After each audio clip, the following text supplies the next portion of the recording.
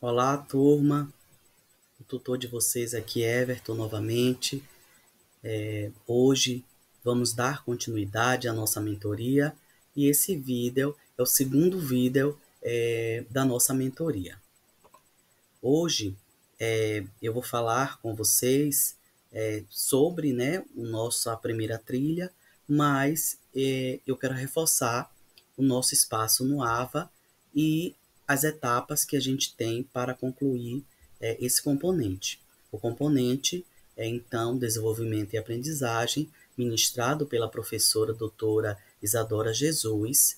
E aí, quando vocês acessam o AVA, na parte do componente, vocês têm logo de início, então, um texto introdutório, do qual nos diz que a disciplina de desenvolvimento e aprendizagem é um componente curricular do curso de licenciatura em matemática à distância e faz parte das ações da Coordenadoria Institucional de Educação à Distância, CIED, da Universidade Federal de Alagoas, UFAL, e está estruturada em 3 trilhas, sendo a primeira trilha estudo dos processos psicológicos de desenvolvimento humano da concepção à fase adulta, a segunda trilha psicologia e aspectos cognitivos, biológicos e sociais, e a terceira trilha, as diferentes teorias de desenvolvimento e suas influências no processo de ensino-aprendizagem.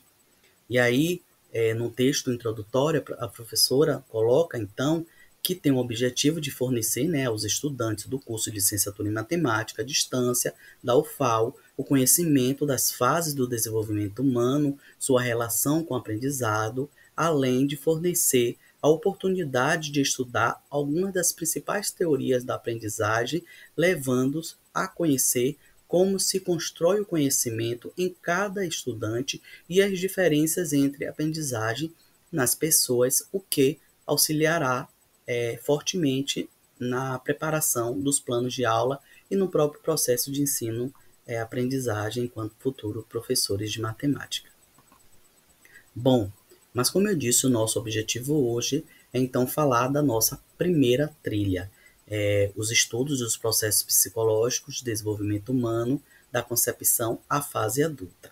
Nessa trilha, então, que se iniciou no dia 29 de junho e vai até o dia 13 de julho, tendo como carga horária já fornecida a vocês no nosso primeiro encontro de 26 horas, a gente vai, então, ter aí 2 semanas para concluir, inclusive aí as atividades que são 2 propostas para essa primeira trilha.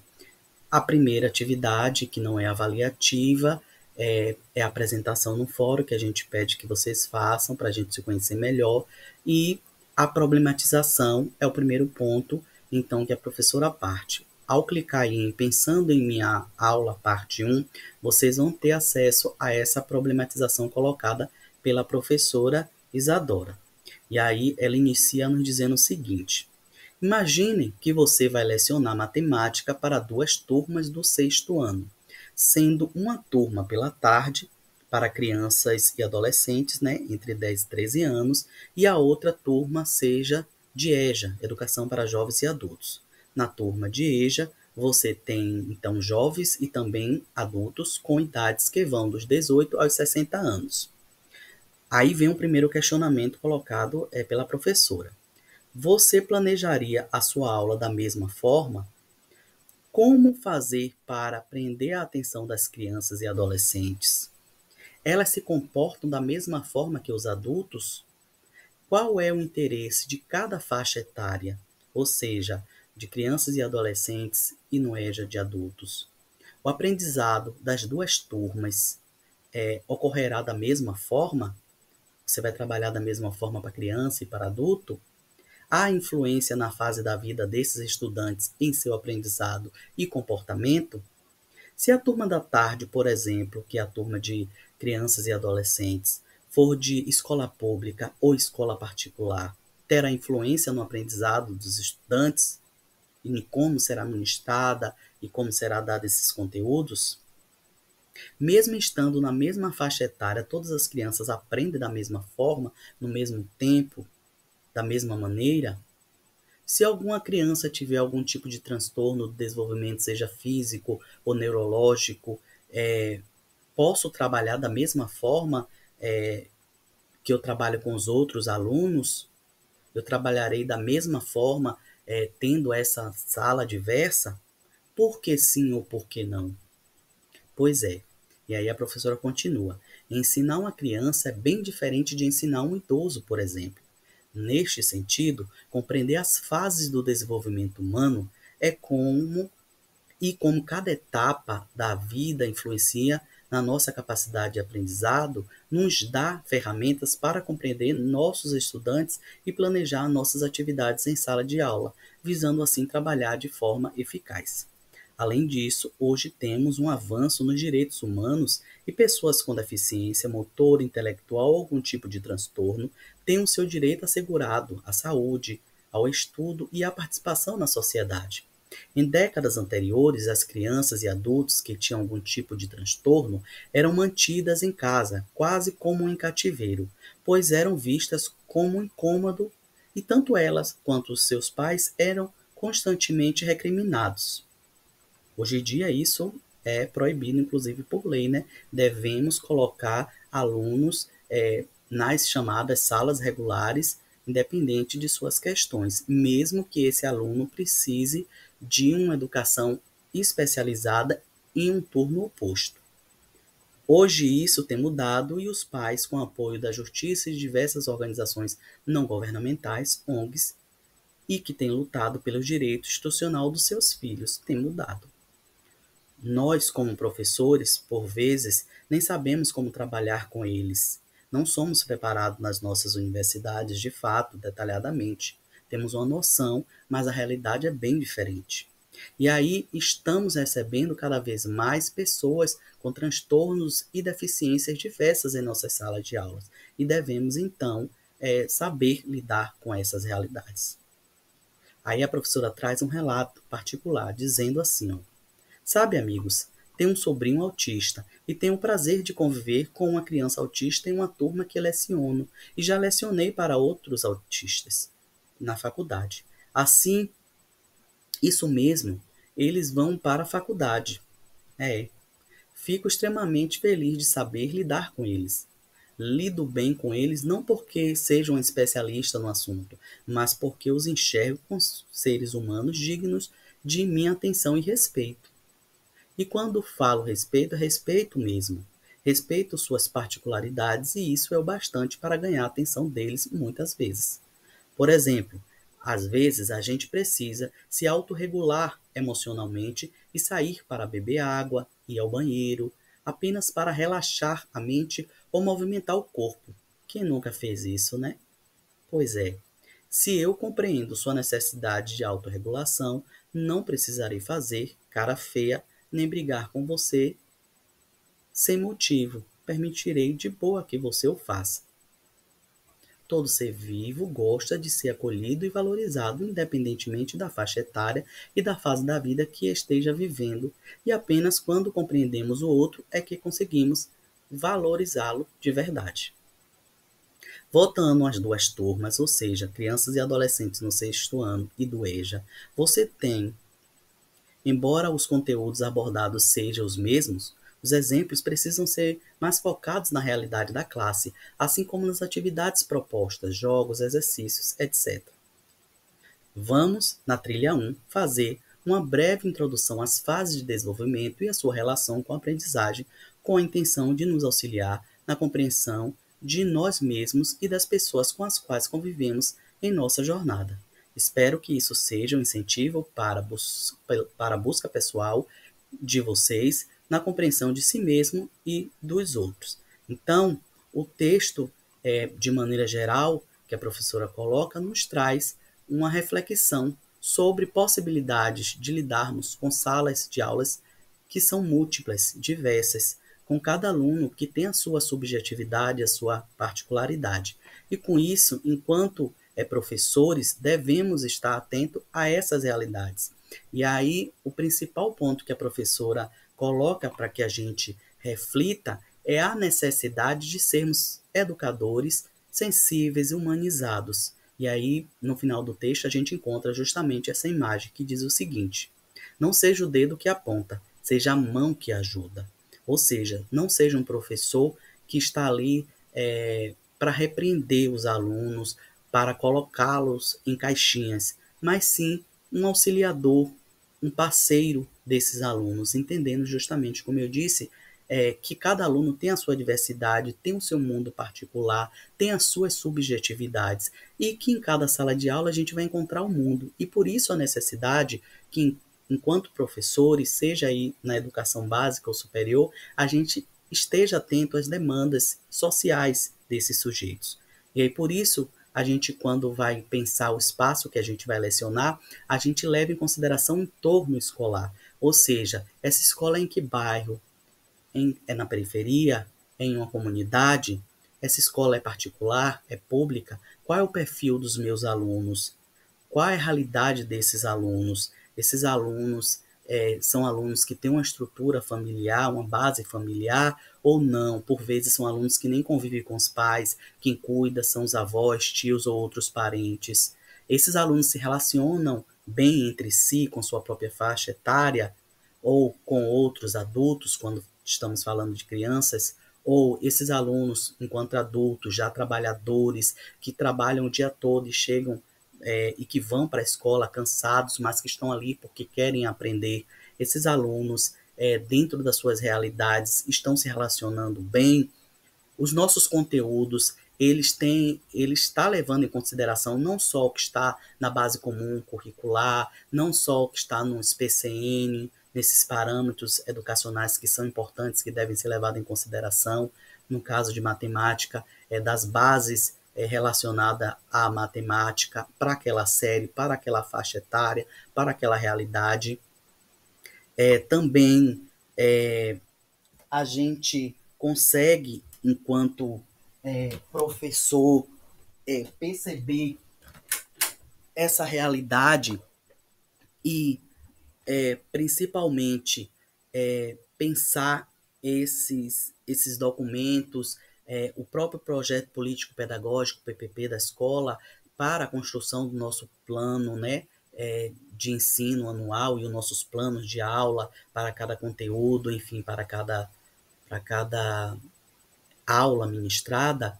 Então, a gente está levando em consideração, a gente deve levar em consideração essas múltiplas realidades. A gente tem alunos que estão com laudos, outros alunos não têm laudos, mas a gente percebe que também encontram dificuldades. E o que é que a gente, como professor, pode fazer? A necessidade de adaptação, de criar 2, 3 avaliações diferentes, de ensinar de maneiras, a mesma coisa de maneiras diferentes, para que os alunos compreendam. Então, tudo isso é perceber e é ser um educador sensível e humanizado. É perceber todas essas camadas sociais, é entender, como eu disse, o entorno da escola, a partir desses planos educacionais que são importantes para a construção do nosso plano de ensino, mas também entender aquela realidade específica, aquela sala de aula específica.